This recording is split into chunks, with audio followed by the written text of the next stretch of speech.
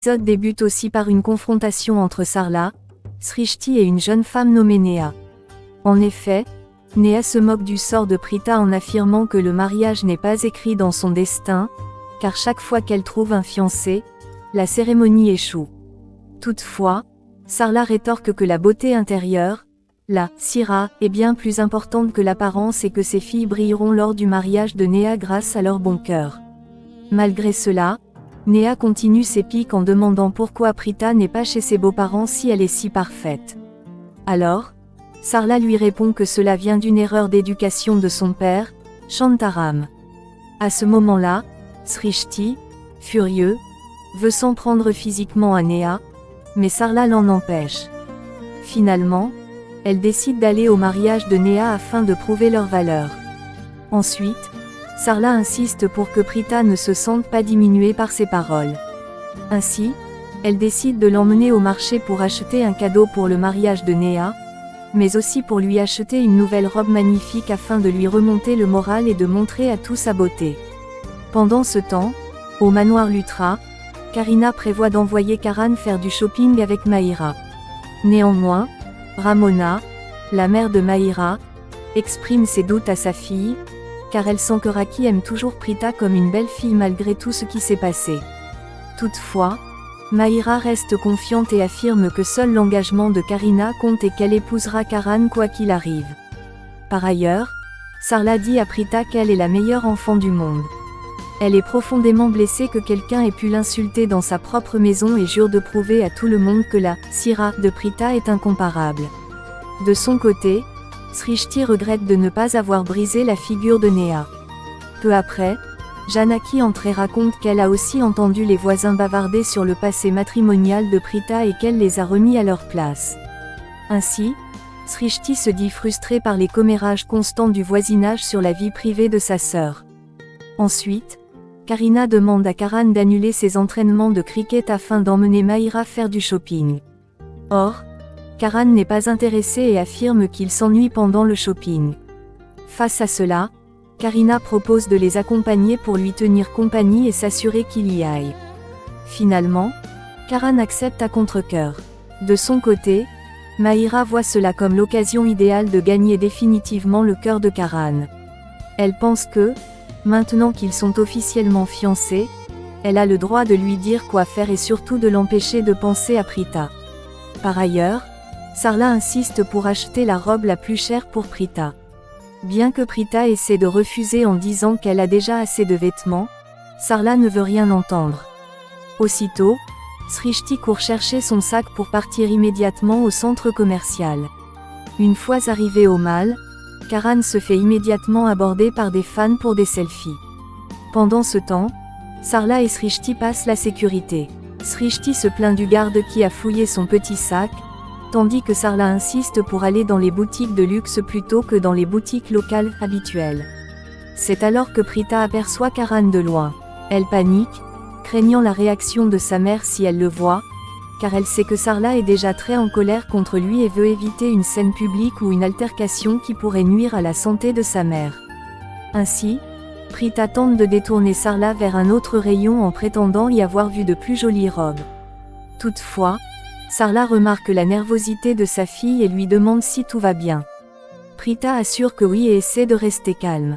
Intérieurement, Prita se parle à elle-même et explique qu'elle ne protège pas Karan par sentiment, mais uniquement pour préserver sa mère.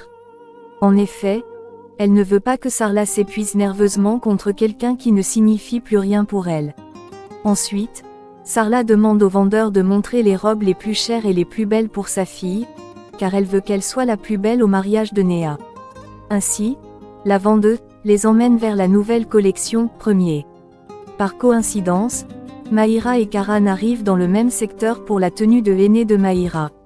À ce moment-là, Karan s'éloigne pour appeler Karina, laissant Mahira regarder les tenues. Or, Prita et sa mère se trouvent juste à côté, séparés par quelques rayons. Finalement, Karan et Prita se retrouvent face à face.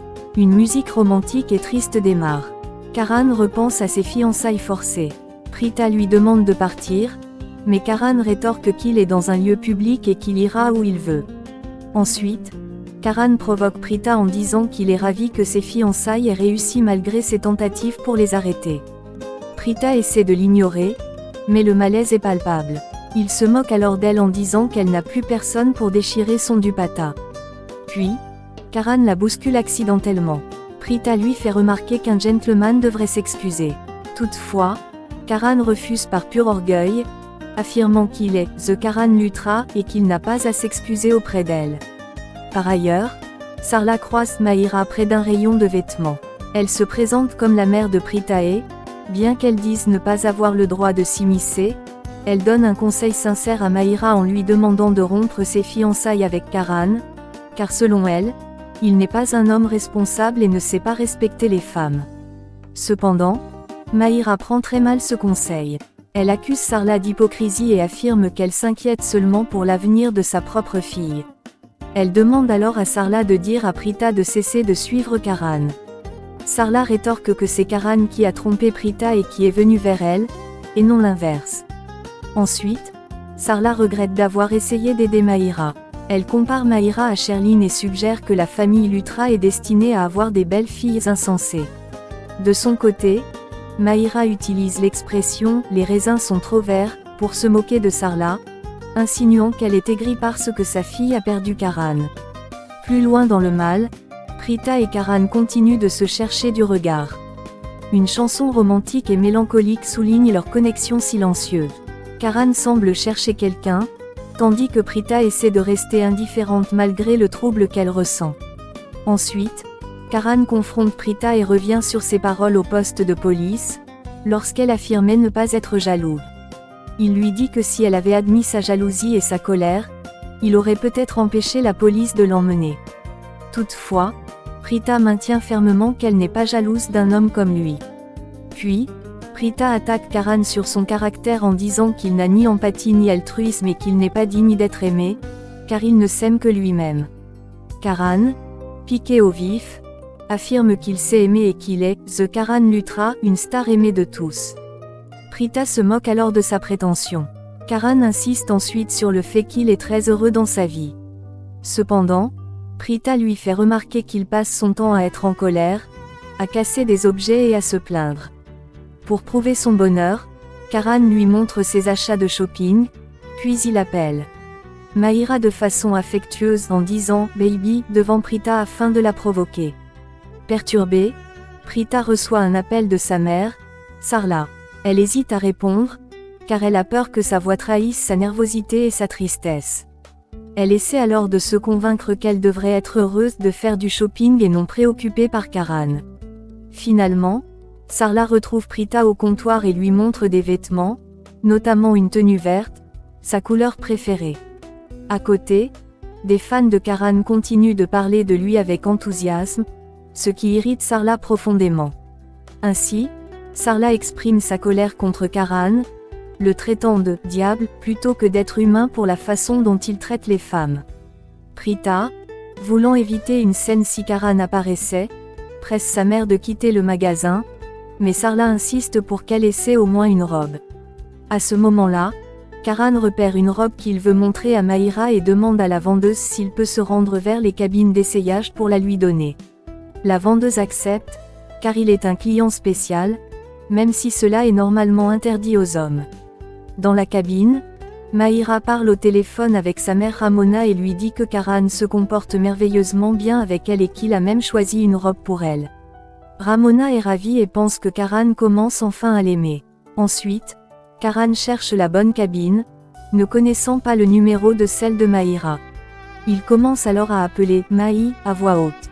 Prita, qui se trouve dans une cabine voisine, entend sa voix et se demande ce qu'il fait là. Finalement, Karan trouve Mahira et lui montre une très jolie robe. Mahira est touchée qu'il l'appelle « Mahi ». Toutefois, Karan se sent mal à l'aise et prétend qu'il a une autre robe encore mieux à lui montrer, cherchant ainsi une excuse pour s'éloigner. Pendant ce temps, Prita reste cachée dans sa cabine en espérant que Karan partira rapidement pour ne pas être vue. Elle prévoit de dire à sa mère qu'elle aime un des modèles afin de quitter rapidement le mal. De son côté, Sarla trouve une robe magnifique qu'elle veut absolument voir sur Prita. Elle l'appelle au téléphone pour lui dire dans quelle cabine elle